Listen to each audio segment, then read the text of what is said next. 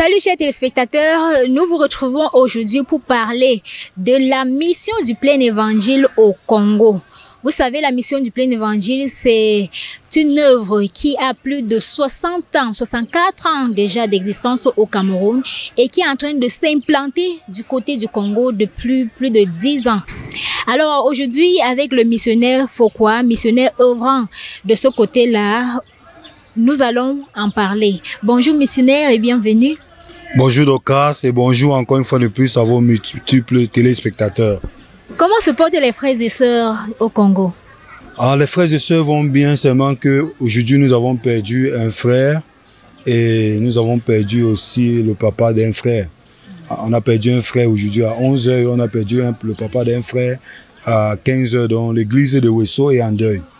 Ah, toutes nos condoléances. Merci. Comme la Bible, comme on le dit, le Seigneur a donné, le Seigneur a repris, que la gloire lui revienne. Alors aujourd'hui, nous allons nous intéresser justement à l'œuvre que le Seigneur vous utilise pour faire là-bas depuis plus de 10 ans. Depuis 10 ans, vous avez commencé en 2015. Donc, parlez-nous un peu de l'implantation des églises de ce côté. Comment vous procédez pour arriver sur une terre où il n'existe pas une église de la mission du plein évangile et puis vous procédez à l'implantation de telle sorte qu'aujourd'hui, on compte déjà plusieurs assemblées. Merci, Sœur Docas. Je ne veux pas me fatiguer de le dire partout où je parle des missions au Congo, que je ne suis pas le missionnaire pionnier au Congo. La mission du plein évangile commence au Congo sur l'impulsion de Papa Maok et sur l'impulsion de Papa Maok et d'autres pasteurs de la mission du plein évangile comme le révérend Gall Martin, le révérend Asso Ferdinand. Et c'est dans les années 2003 que la première assemblée est implantée officiellement au Congo-Brazza, particulièrement dans la ville de Wesso. Et en 2008, la deuxième assemblée est implantée dans la ville de Pointe-Noire. Et par la grâce de Dieu, c'est en 2015 que le bâton de relais m'est remis par les pères. Et je trouve 2 églises déjà implantées. Mais il faut noter qu'il y avait l'église de Punga qui existait déjà, mais qui avait été fermée. Et je trouve donc 2 églises implantées qui fonctionnaient, avec l'église de Pointe-Noire qui était en crise. Et par la grâce de Dieu, le Seigneur a ouvert les portes. 1 an après, nous avons eu le décret présidentiel, comme on le dit au Cameroun, mais là-bas on parle du récépissé et du journal officiel. Donc ce qui nous permet d'exercer de façon officielle comme une église reconnue par l'État. Et directement après cela, nous avons commencé avec les implantations à Brazzaville, à Zolabot, à Paris Village, à Ngombe, à Cam 4. Et nous avons même commencé une cellule de prière en Angola qui, quelque temps, à cause du manque d'ouvriers et de suivi, s'est arrêtée.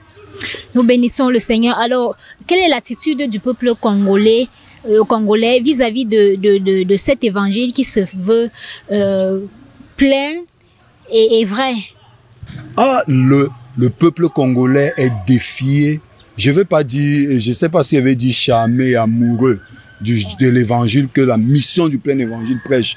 Déjà, je reçois beaucoup de pasteurs presque chaque jour qui veulent s'attacher à la mission du plein évangile avec leur ministère. Voir l'évangile plein et vrai que nous prêchons.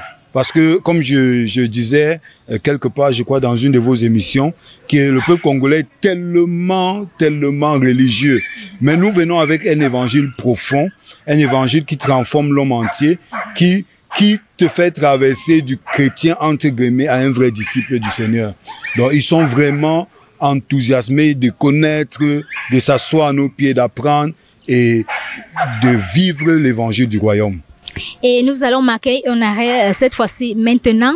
Nous allons à présent prendre un insert qui va nous permettre de suivre. C'est un reportage qui parle de l'historique de la mission du plein évangile au Congo et nous revenons pour la suite de l'émission. Les débuts de l'œuvre de la mission du plein évangile au Congo-Brazzaville remontent à l'an 2000 par une cellule de prière à Punga, dans le nord du pays. Plus tard, en 2003, l'évangéliste Samuel Claude Mahop et le révérend Gall Martin effectuent un voyage à Wesso dans le but d'implanter une église de la mission du plein évangile. En 2015, le révérend Fokwa Michel est affecté au Congo pour la continuité de cette œuvre. Tout commence dans mon tendre âge. quand je commence à ressentir ce fardeau pour les missions, étant encore à l'école du dimanche à la mission du plein évangile, au point où mes collaborateurs, mes frères de l'école du dimanche m'avaient surnommé du nom du pionnier de la mission du plein évangile, le révérend Papa Quenor. Et c'est comme ça qu'on m'appelait Quenor.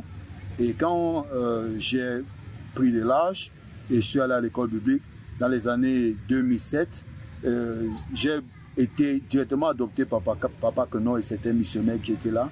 Et je vivais avec eux. Et je les ai présenté mon souhait de devenir missionnaire au Tchad. Et directement, Papa Quenor a eu le fardeau qu'il fallait que j'aille au Congo. Un fardeau que j'ai résisté pendant des années parce que je pensais que j'étais appelé uniquement pour le Tchad.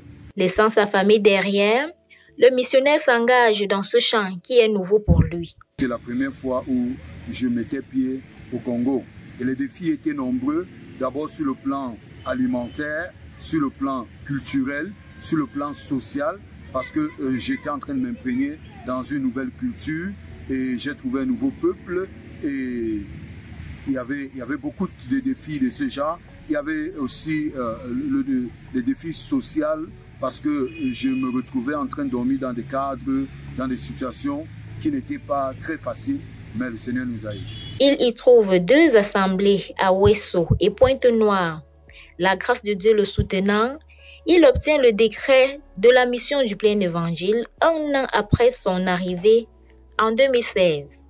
Parlant du peuple du Congo, c'est un peuple sur le plan spirituel, un peu beaucoup religieux, parce que à chaque bout de champ, chaque 100 mètres, vous allez rencontrer une église, mais l'impact de ces églises ne sont pas visibles dans la vie des jeunes Congolais et dans la vie des Congolais en général.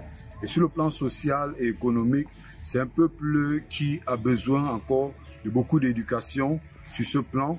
Je vais dire que l'arrière-plan colonial et aussi le pétrole qui était exploité à l'époque au Congo a beaucoup joué sur l'esprit de travail des Congolais et les a rendus un peu, on peut dire, en quelque sorte paresseux. Et ces derniers temps, s'il y avait la crise qui a frappé le Congo depuis 2018, ça devient un peu très difficile pour ce peuple. Ils ont besoin d'être éduqués sur beaucoup de plans afin d'avoir un épanouissement spirituel, économique, social, même politique. Alors, missionnaire, quelles sont les activités que vous menez là-bas dans le cadre de la mission du plein évangile, de l'église de la mission du plein évangile? Comme activité déjà, je vais dire, jusqu'en 2003, j'ai joué le rôle de coordonnateur national et d'implanter l'église, en allant implanter les églises, en essayant de réorganiser l'église parce que l'église n'était pas encore structurée.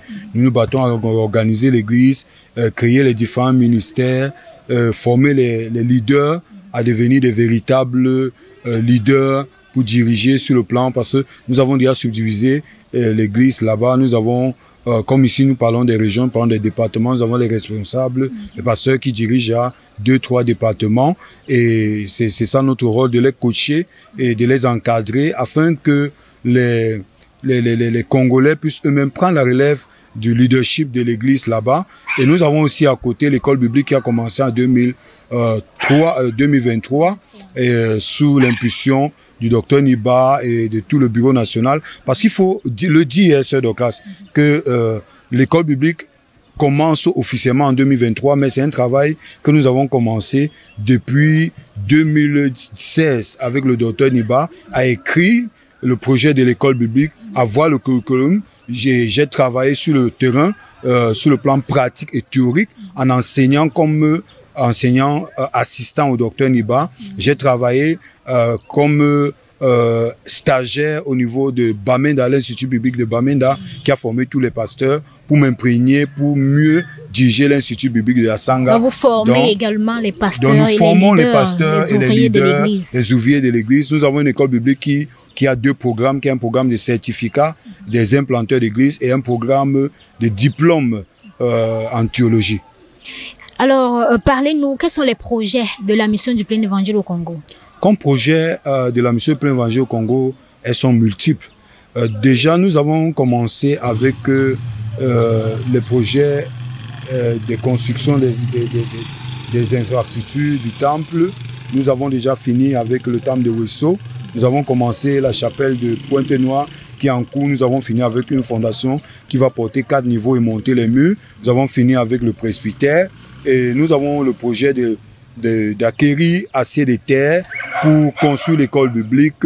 Nous avons des projets agricoles que nous avons déjà lancés avec tout un comité et aussi avec le soutien de BAM Cameroun qui a formé certains de nos pasteurs. Donc nous avons déjà commencé des mini-projets agricoles. Nous avons le projet de commencer une école bilingue pour que les Camerounais qui sont au Congo et qui ne parviennent pas à avoir un regroupement familial à cause de la mauvaise qualité la mauvaise qualité du système éducatif au Congo, pour qu'ils parviennent à être là-bas au Congo avec leur famille. Nous avons le projet de commencer aussi une école pour former les infirmiers et les aides-soignants. Il faut rappeler que le domaine